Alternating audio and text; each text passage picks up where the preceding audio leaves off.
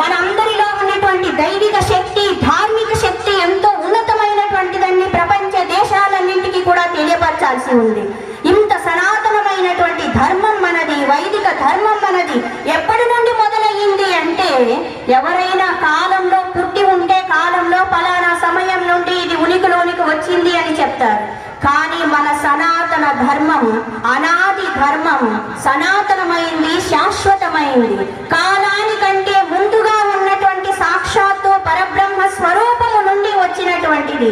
ఋషులు మునులు దర్శించి మనకి అందజేసినటువంటి మహత్తరమైనటువంటి జ్ఞానం మనం పొంది ఉన్నాము. మన వారసులకి అందజేయాల్సి ఉంది. తరతరాలకి కూడా ఈ సనాతన ధర్మాన్ని తెలియపరిచి ఆచరింప చేయాల్సినటువంటి బాధ్యత మనందరికీ కూడా ఉంది. వైదికమైనటువంటి వేదాలు అపౌరుషేయాలు అని చెప్పున్నారు. ఏ వ్యక్తుల చేత రాయబడినటువంటివి కాదు, సాక్షాత్తు భగవంతుని నుంచి వచ్చినటువంటివి. కొన్నిసార్లు చెప్తూ ఉంటారు, ఈ దేవాలయం ఇన్ని వేల సంవత్సరాల నుంచి ఉంది, ఎక్కడ తవ్వుతున్నా కూడా విగ్రహాలు అన్నటువంటి ఉన్నాయి, దేవతామూర్తులు ఉన్నారని చెప్తూ ఉన్నారు. ఎప్పటి నుండి ఉన్నాయి, ఏ కాలం నుంచి ఉన్నాయి అని అంటే, అనాది కాలం నుంచి ఉన్నాయి. కోటాను కోట్ల యుగాల నుంచి ఉన్నాయి.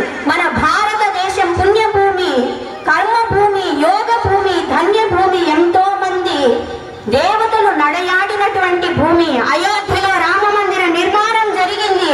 సాక్షాత్తు శ్రీమన్నారాయణుడు అవతారమూర్తి వెలిసి ఉన్నటువంటి స్థలం మన భారతదేశంలో ఉంది. ఆ స్థానం జై శ్రీరామ్, జై